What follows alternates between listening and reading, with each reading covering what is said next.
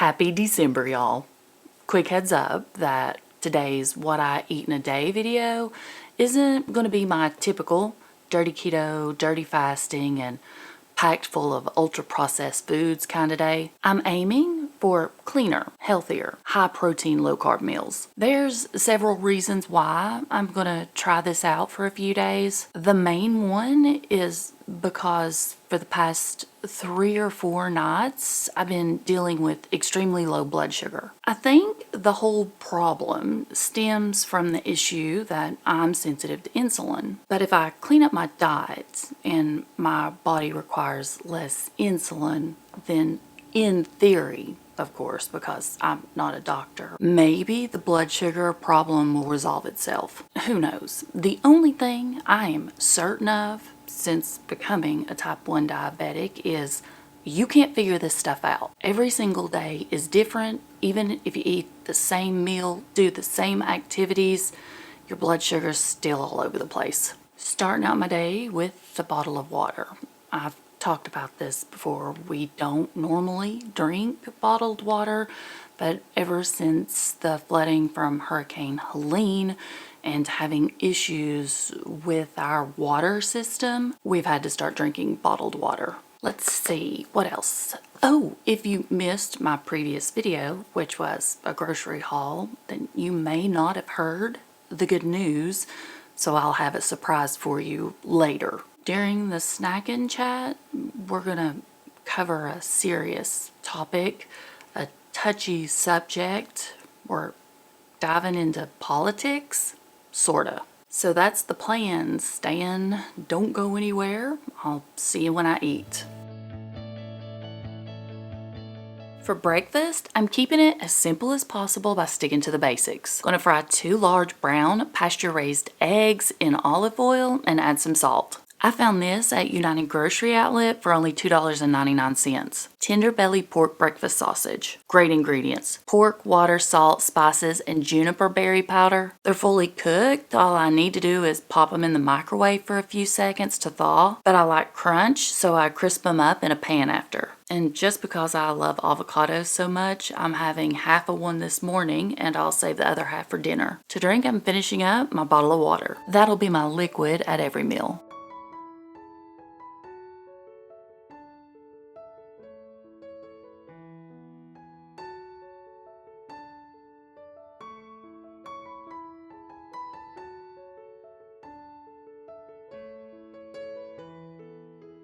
Loading up on my veggie carbs midday in hopes of avoiding that blood sugar spike later. This is Garrett Valley Farms smoked sausage with no artificial ingredients and minimally processed. One link is 1 carb and 14 grams of protein. I'm going to eat 1.5 so that I up that protein to 21 grams. Slice some zucchini and squash. Fixed a bag of frozen Brussels sprouts in the microwave. Then I threw them in a pan with olive oil to get them crispy. I steamed a bag of frozen broccoli, added salt to everything, and lunch is served. Altogether, it took less than 15 minutes to prepare, plus Chris will have leftovers tomorrow. Speaking of Chris, he's the surprise I mentioned. His job wrapped up in New York, so he's back home for a while. I wanted something sweet, and the only fruit we have is blackberries, so I guess I'll have a few of those, along with a serving of natural pecans. I get the 2-pound bag at Sam's Club. It's around $11. The only ingredient is raw pecans, and there's 20 grams of fat. And instead of drinking plain old water, I added a packet of salty electrolytes. This is one of the new flavors that just came out, Cherry Chill. The other 2 were Lemon Lime Twist and Groovy Grapefruit. These are our go-to electrolytes for a lot of reasons, like convenience, variety, they're sweetened with stevia, and there's no hidden maltodextrin. I'll have a link down in the description box if you want to go look over all the information, and if you end up ordering, they'll take a percentage off when you check out. I hope I didn't scare anybody off this morning when I mentioned politics, because I didn't mean we would be going into a full-on debate. What I should have said is, I'm worried that maybe this will be perceived as a political statement, and that's not my intentions. I don't care if you are a Democrat, a Republican, or an independent. Who you vote for is up to you and none of my business. This discussion has nothing to do with who's president or who's going to be president. It's about all of us coming together and what we have in common. I'm going to assume if you're watching this, it's because you have an interest in keto, low carb, weight loss, or just health in general. And if that's true, I suspect you might just be as optimistic and as hopeful as I am about the possibility of some real change. The change I'm referring to involves those corporations and even agencies that call the shots, the ones that have a direct effect on our health as a nation. You don't realize how broken the system is until you're thrown into it, and that's exactly what happened to me 3 years ago when I got a life-changing health diagnosis. From that moment on, it seems like it was one battle after another. I was so overwhelmed and frustrated with the lack of help I was able to get that I just started researching how I could fix myself. That's when I fell down this rabbit hole that opened my eyes. You know how they tell you when you see something for what it really is, you can't unsee it? Well, that's what happened to me. I don't even know how much of it I can talk about here on this platform without, there being consequences. I'm going to cite my sources and research papers and articles in the description box so that you know this isn't just conspiracy theory talk. This is all backed up by science and hard proof. My deep dive started with that health diagnosis and my insurance company's refusal to cover insulin. At the time, my blood sugar was over 300. I was terrified and told my pharmacist, fill the prescription, I'll pay out of pocket. Imagine how surprised I was when I got to the register and my total was $1,300.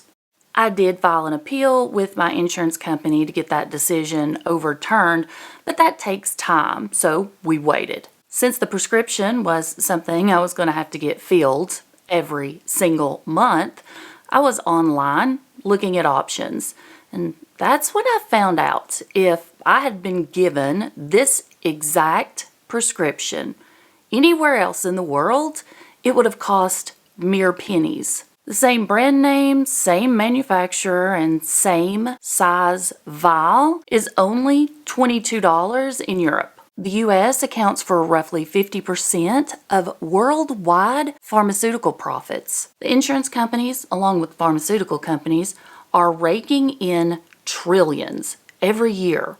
But we're getting sicker and sicker. I'm pretty sure every single medical condition is on the rise. Infertility rates, diabetes, autoimmune disease, and cancer. The American Cancer Society reported the United States is expected to see a record-breaking 2 million new cancer cases in 2024. Plus, more and more of the younger generation is receiving this diagnosis.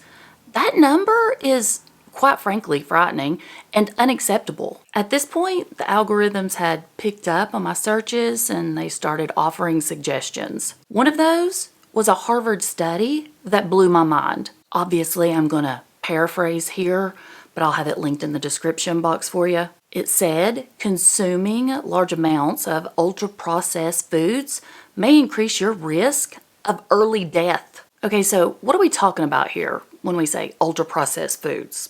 I had to look it up. Prepared using industrial processes, usually involving a large number of ingredients, many of which would not normally be used in preparing or cooking food at home, like chemicals, dyes, and preservatives. A few examples include things like breakfast cereals, sodas, potato chips, donuts, processed meats like hot dogs and chicken nuggets. Again, that's just to name a few. Over 70% of products inside a typical grocery store are considered ultra-processed foods. And the United States is the biggest consumer of those types of products than anyone else in the world. A lot of the ingredients like additives, dyes, and chemicals that go into the ultra-processed foods we eat here have actually been banned in other countries. If an ingredient has the potential to cause harm, shouldn't we restrict it as well? Is all of this connected? I don't know because I'm not a scientist or a chemist. Here's what I do know. We shouldn't have to work this hard to be healthy. Big changes need to be made, and they need to be done soon before it's too late. Not only am I concerned for myself, I'm concerned for future generations.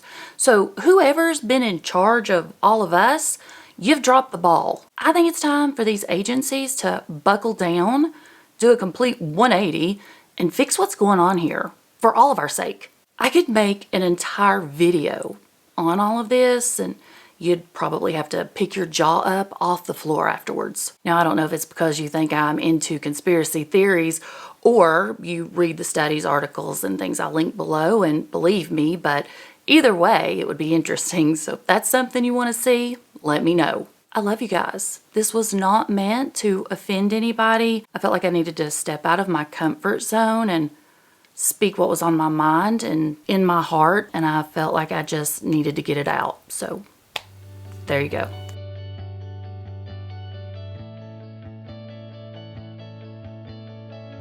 I marinated 2 10-ounce grass-fed New York strips in the fridge overnight using Flavor God Steak and Chop Rub. They have an entire line of clean keto seasonings. They're affordable, and I have a discount in the description box if you'd like to pick some up. While those are cooking, I'm going to steam a bag of asparagus spears in the microwave. When they're finished, I'm going to line them up in my air fryer basket with a little bit of avocado oil and sea salt, baking them just long enough to start to turn brown, aka crispy. I grabbed the other half of this morning's avocado, and that's it for dinner. If I somehow manage to eat this entire steak, it'll be 52 grams of protein, 0 carbs, and 65 grams of fat. And that's just in the steak.